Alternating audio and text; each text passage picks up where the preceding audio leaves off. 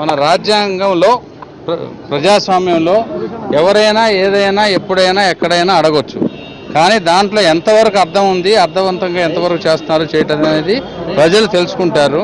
ఇప్పుడు అయిపోయిన సబ్జెక్ట్ని ఇప్పుడు ఏంటంటే దాంట్లో ఏమన్నా ఉన్నాయి, ఎవరైనా వచ్చి ఈ సెక్షన్ కింద ఈ రూల్ కింద మనకి నష్టం జరిగింది అని కనుక ఎవరైనా వచ్చి చెబితే, సెంట్రల్లో నేను చూస్తున్నాను కాబట్టి నాకు బాగా అవగాహన ఉంది, అందులో అనుమానమే లేదు.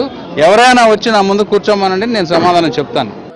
సృజనా చౌదరికి తెలుగుదేశం పార్టీకి అయిపోయిన అంశమేమో కానే కాదు. నేను మనవి చేస్తున్నా, 1956లో రాష్ట్రం కలిసింది. అప్పటి నుంచి కలిసిన రోజు నుంచి ప్రత్యేక ఉద్యమం ఉంది, ఇంతో అంతో.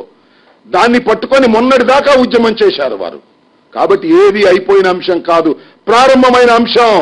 ఇదంతా మోసం చేయాలనేటువంటి ప్రయత్నంలో చంద్రబాబు నాయుడు గారు, సుజనా చౌదరి గారు ప్రయత్నం చేస్తున్నారు. ప్రత్యేక హోదా అయిపోయిన అంశం, ముగించిన అంశం కాదు. ప్రత్యేక హోదా సాధించేంత వరకు ఆంధ్ర రాష్ట్ర ప్రజలు పోరాడతారు, తెలుగుదేశం భారతీయ జనతా పార్టీ మినహా.